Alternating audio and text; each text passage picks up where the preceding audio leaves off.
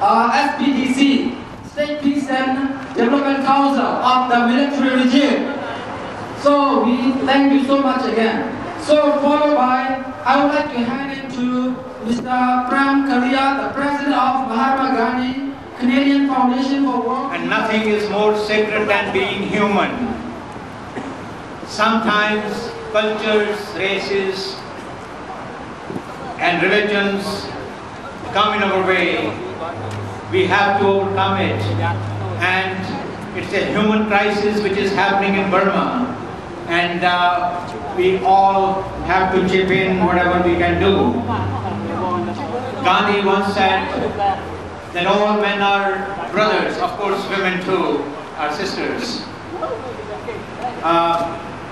When I heard the news of this Burmese crisis, I was stunned because I heard in Afghanistan the Bamiyan caves were desecrated by Talibans. But when I saw the military people killing the innocent monks and civilians and desecrating the monastery, it's abominable on their part.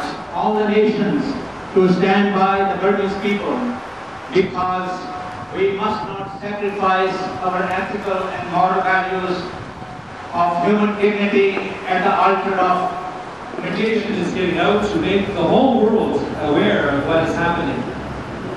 At first we were inspired by the huge demonstrations, thousands of Buddhist monks surging through the streets, and huge crowds of demonstrators led by a sign saying, "Free Burma."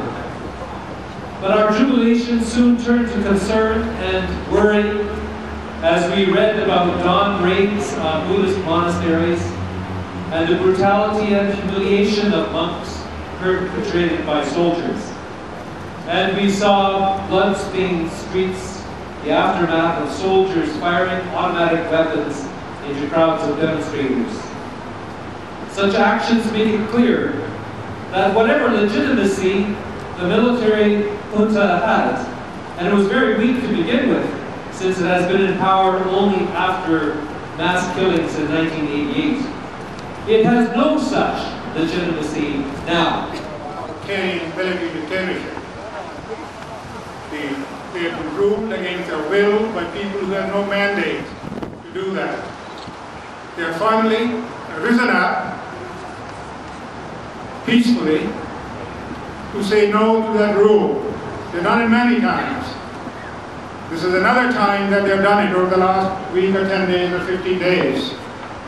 We are here to applaud their courage, to give them strength, to join them in their voice against tyranny, and to express our solidarity with them as they fight this dictatorship during these weeks and months to come.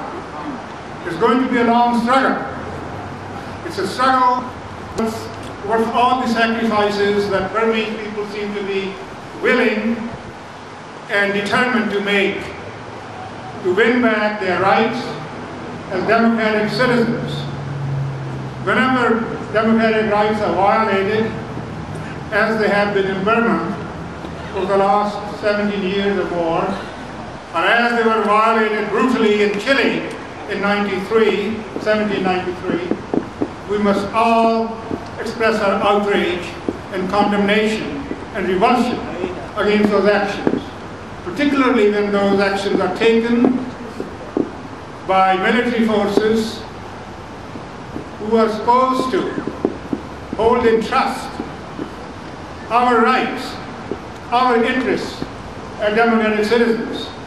These militaries are supposed to serve, not to brutalize and govern against the will of the people that they're supposed to serve.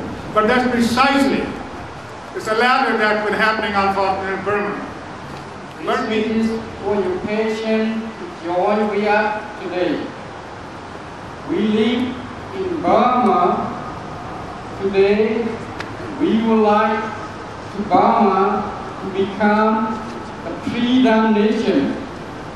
We love human rights, freedom, justice, and then live in the freedom nation.